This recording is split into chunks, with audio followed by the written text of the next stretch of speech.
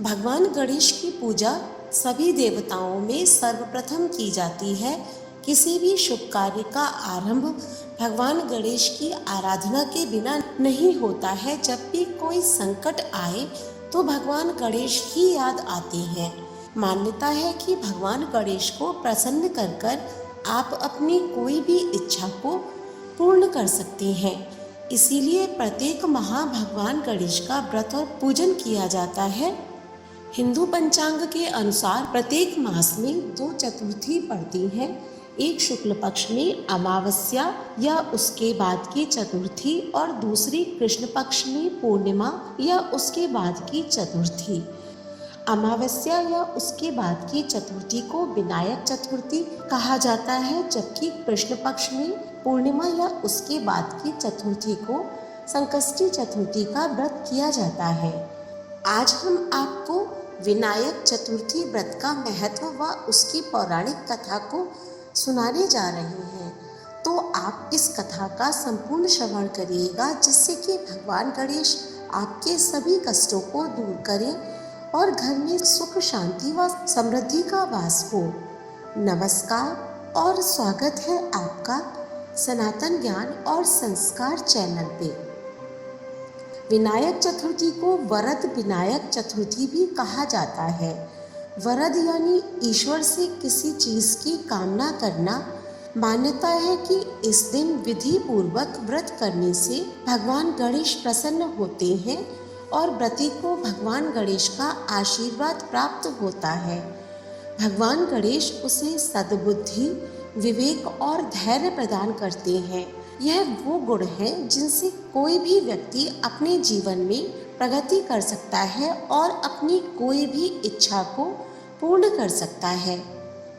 पौराणिक ग्रंथों में इस व्रत के महत्व की चर्चा विस्तार से की गई है। नरसिंह पुराण और भविष्य पुराण में इस व्रत का उल्लेख किया गया है।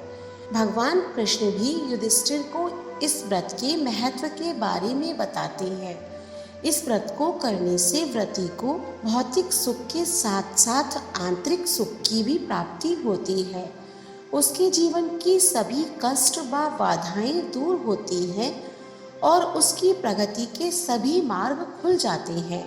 इससे ज्ञान, धन और समृद्धि की प्राप्ति होती है और इस व्रत को करने से बुध ग्रह के दुष्प्रभावों में भी कमी आती है।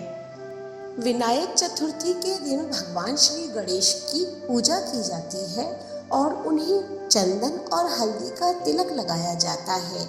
लेकिन अगर आप विनायक चतुर्थी पर भगवान को सिंदूर का तिलक लगाते हैं तो इससे उनकी कृपा प्राप्त होती है। विनायक चतुर्थी के दिन इस पौराणिक कथा का श्रवण अवश्य करना चाहिए।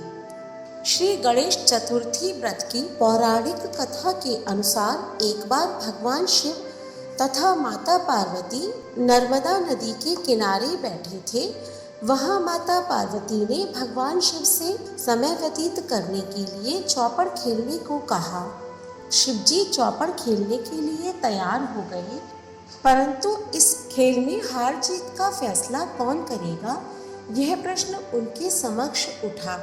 तो भगवान शिव ने कुछ तिनके एकत्रित कर उनका एक पुतला बनाकर उसकी प्राण प्रतिष्ठा कर दी और पुतले से कहा, बेटा हम चौपड़ खेलना चाहते हैं, परंतु हमारी हार जीत का फैसला करने वाला कोई नहीं है। इसीलिए तुम बताना कि हम दोनों में से कौन हारा और कौन जीता। उसके बाद भगवान शिव और माता पार्वती का चौपड़ खेल शुरू हो गया। यह खेल 3 बार खेला गया और संयोग से तीनों बार माता पार्वती ही जीत गई।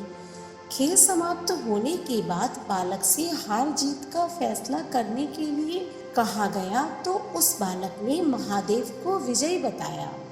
यह सुनकर माता पार्वती क्रोधित हो गई और क्रोध में उन्होंने बालक को लंगड़ा होने, कीचड़ में पड़ा रहने का श्राप दे दिया। बालक ने माता पार्वती से माफी मांगी और कहा, मुझसे यह अज्ञानतावश हुआ है, मैंने किसी द्वेष भाव में ऐसा नहीं किया है। बालक द्वारा क्षमा मांगने पर माता पार्वती ने कहा, यहाँ गणेश पूजन के लिए नाग कन्याएं आएंगी उनके कहे अनुसार तुम गणेश व्रत करना, ऐसा करने से तुम मुझे प्राप्त करोगे। यह कहकर माता पार्वती शिव के साथ कैलाश पर्वत पर चली गईं। 1 वर्ष के बाद उस स्थान पर नाग कन्याएं आई। तब नाग कन्याओं से श्री गणेश की व्रत की विधि मालूम कर उस बालक ने 21 दिन तक लगातार गणेश जी का व्रत किया।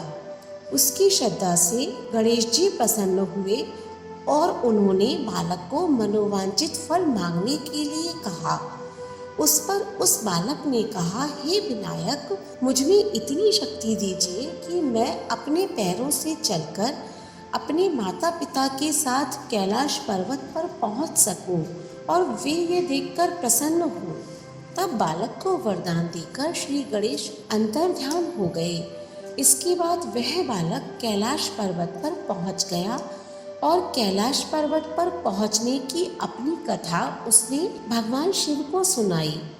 चौपड़ वाले दिन से माता पार्वती शिव जी से विमुख हो गई थी, अतः देवी के रुष्ट होने पर भगवान शिव ने भी बालक के बताए अनुसार 21 दिनों तक श्री गणेश का व्रत किया। इस व्रत के प्रभाव से माता पार्वती के मन से भगवान शिव के लिए जो नाराजगी थी वह भी समाप्त हो गई।